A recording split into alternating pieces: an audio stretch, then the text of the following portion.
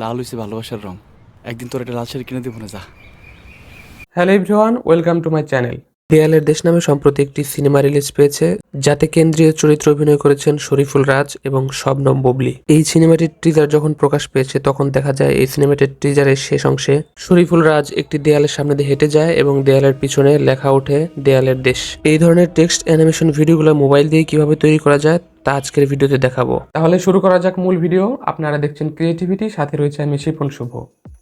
আমি প্রথমে ওপেন করব কাইন মাস্টার নামের এই অ্যাপটি, তারপর প্লাসে ক্লিক করে একটি নিউ প্রজেক্ট তৈরি করে নেব, তারপর মিডিয়া থেকে কাঙ্ক্ষিত ভিডিওটি ইনপুট করব। এই হচ্ছে আমাদের ভিডিও। আমি এই ভিডিওতে বাড়তি কিছু টেক্সট অ্যাড করে দেখাবো। ক্লিক করব লেয়ারে, তারপরে টেক্সট, তারপর আমি এখানে লিখে দিচ্ছি অভিনয় শরীফুল রাজ এবং বুবলি। লেখাটি দেয়ালের দেশ এর নিচে রেখে দিচ্ছি। তারপর ফ্রন্ট অপশন থেকে এটার ফ্রন্টটা চেঞ্জ করে দেব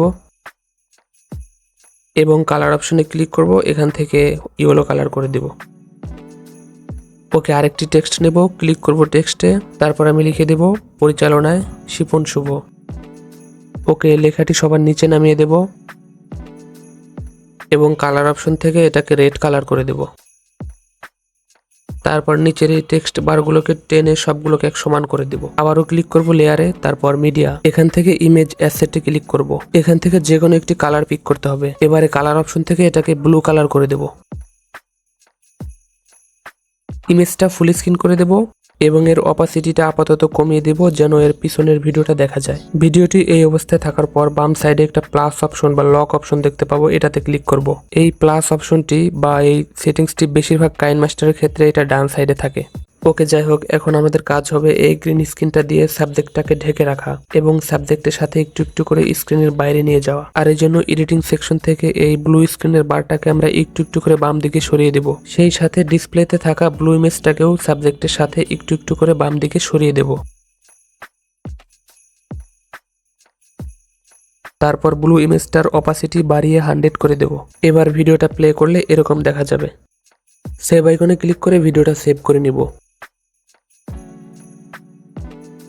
এবার এডিটিং প্যানেল থেকে আমাদের মূল ভিডিওটা রেখে বাদবাকি সবকিছু ডিলিট করে দিব।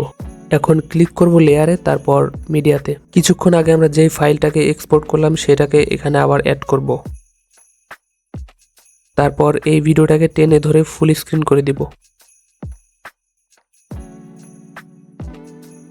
এটাকে সিলেক্ট রেখে আমি ক্রোমা কি অপশনে চলে যাব। ক্রোমা কিটাকে ইনেবল করে দেব। তারপর ভিডিওটা প্লে করলে আমরা এরকম একটি রেজাল্ট পেয়ে যাব। ওকে, ভিডিওটাকে আমি সেভ করে নিচ্ছি। এই হলো আমাদের ফাইনাল রেজাল্ট। আপনারা চাইলে এভাবে ভিডিও তৈরি করে ইন্ট্রো বা আউট্রোতে ব্যবহার করতে পারেন। তো এই ছিল আমাদের আজকের ভিডিও। ভিডিওটি কেমন লাগলো অবশ্যই কমেন্ট করে জানাতে পারেন, আর আমাদের চ্যানেল থেকে ঘুরে আসার আমন্ত্রণ রইল। দেখা হয়ে যাবে অন্য কোনো ভিডিওতে। সেই পর্যন্ত সাবধানে থাকুন, সচেতন থাকুন। আসসালামু আলাইকুম রহমতুল্লাহ।